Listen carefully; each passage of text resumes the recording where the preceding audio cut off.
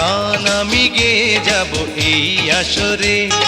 বাংলা তোমার চলচ্চিত্রের ইতিহাসে এমন কিছু নাম রয়েছে যাদের উপস্থিতি এক যুগকেই বদলে দিয়েছে, আর তাদের মধ্যে অন্যতম হলেন নায়ক সালমান শাহ। মাত্র ৪ বছরের ক্যারিয়ারে তিনি যা অর্জন করেছিলেন তা অনেকের পুরো জীবনেরও স্বপ্ন নয়।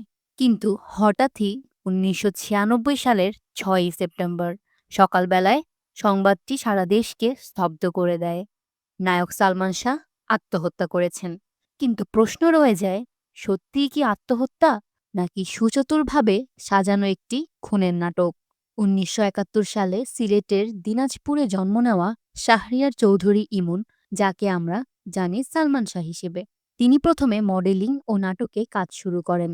১৯৯৩ সালে কে তোমাকে ভালোবাসে গান দিয়ে প্রথম সমালোচনায় আসেন। আর একই বছর কেয়ামত থেকে কেয়ামত ছবির মাধ্যমে শুরু হয় এক নতুন যুগ। এই ছবির বিপরীতে ছিলেন মৌসুমী, আর পরিচালক ছিলেন সোহানুর রহমান সোহান। ছবিটি মুক্তির পরপরই সালমান শাহ হয়ে উঠলেন বাংলা চলচ্চিত্রের স্টাইল আইকন, ট্রেন্ড সেটার এবং যুব সমাজের ক্রাশ। মাত্র ৪ বছরের মধ্যে তিনি কাজ করেন ২৭টি চলচ্চিত্রে। তার জনপ্রিয় সিনেমাগুলোর মধ্যে রয়েছে অন্নদা, স্নেহের বন্ধন, তোমাকে চাই, দিন যায় কথা থাকে, স্বপ্নের ঠিকানা, প্রিয়জন এবং স্বপ্নের নায়ক। এখনো ভক্তদের হৃদয়ে অমর। কিন্তু খ্যাতির চূড়ায় উঠেই শুরু হয় জীবনের অদ্ভুত চাপ, সম্পর্কের টানাপোড়েন এবং কিছু গোপন ষড়যন্ত্র, যা তার চারপাশে জাল বুনছিল নিঃশব্দে। ১৯৯২ সালে তিনি বিয়ে করেন সামিরা হককে। কিন্তু সেই বিয়ে থেকেই শুরু হয় নতুন অধ্যায়, নতুন জটিলতা।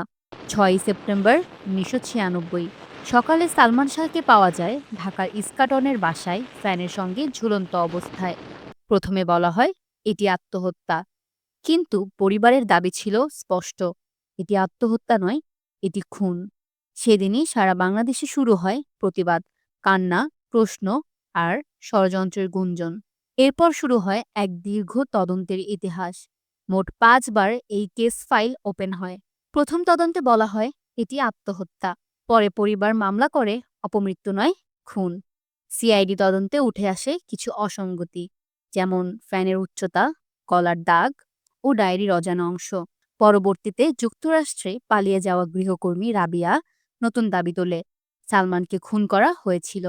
শেষমেশ দীর্ঘ ২০ বছর পর ২০২২ সালে আদালত কেসটি বন্ধ ঘোষণা করে। কিন্তু ভক্তরা কখনো মানতে পারেননি এটি আত্মহত্যা ছিল। ২০২৫ সালে নতুন করে এই কেসটি আবার আলোচনায় আসে। একটি ডিএনএ রিপোর্ট এবং পুরনো সাক্ষীর ভিডিও পুনর্বিশ্লেষণ থেকে বেরিয়ে আসে চাঞ্চল্যকর তথ্য। রাবেয়ার আগের বক্তব্যের সঙ্গে মিলে যায় কিছু নতুন প্রমাণ।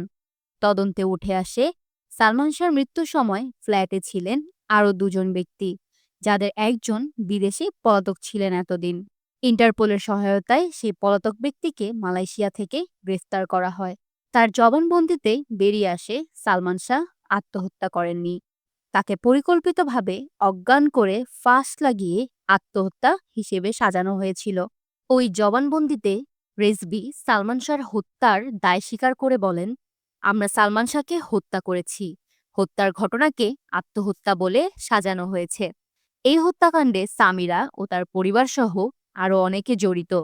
হত্যাযজ্ঞে আমিও ছিলাম।